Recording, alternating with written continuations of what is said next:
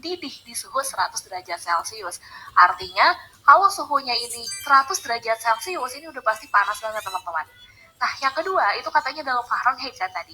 Kalau misalkan ternyata 100 derajat ini itu adalah 100 derajat Fahrenheit, kok bisa sih nggak kepanasan gitu? Emang kayak gimana kira-kira 100 derajat Fahrenheit itu? Biar lebih kebayang teman-teman bisa kita konversikan aja 100 derajat Fahrenheit ini ke Celcius. Karena kita biasanya pakai derajat Celcius ya. Nah, untuk mengetahui berapa 100 derajat Fahrenheit dalam Celcius, kita bisa gunakan persamaan TC atau suhu dalam Celciusnya sama dengan 5/9 dikali suhu dalam Fahrenheitnya dikurangi 32. Berarti kalau kita gunakan persamaan yang di sini, jadinya TC-nya sama dengan 5/9 dikali TF-nya, ya ini nih, 100 derajat Fahrenheit, dikurangi dengan 32.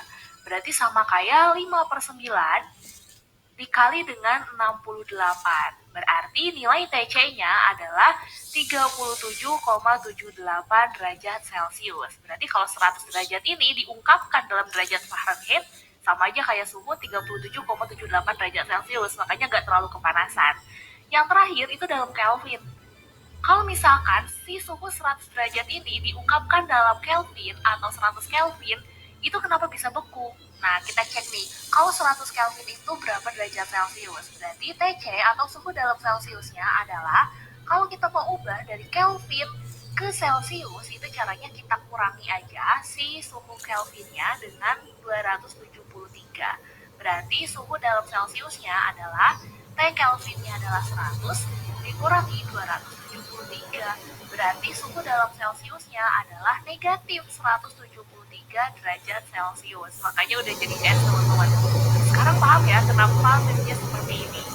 Oke, sekarang giliran kalian nih. Coba deh, kalau tim yang ini kira-kira kalian paham gak ya maksudnya apa?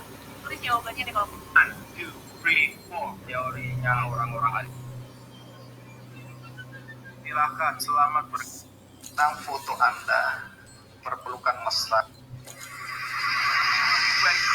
Tunggu tega istri ini di saat sang suami akan makan, tiba-tiba dia memarahinya yang membuat suami ini berhenti menyuap seketika. Istrinya bertanya, apakah sudah kau membawa kepalanya untukku, ucap si istri kepada suaminya. Suaminya bilang, setidaknya biarkan aku makan dulu dengan damai. Apakah kematian musuhku lebih penting daripada makan, ujar si istri, yang membuat para keluarga di sekeliling kaget melihat hal tersebut, dan suaminya menjadi marah besar. Sehingga mengempaskan meja, dia berdiri menatap istrinya, lalu mengatakan bahwa pria itu telah menghabisi ayahnya dan kekasih istrinya dulu. Jadi balas dendam bukan saja untukmu, tapi untukku juga, ucap suami wanita ini sambil mendorong sang istri.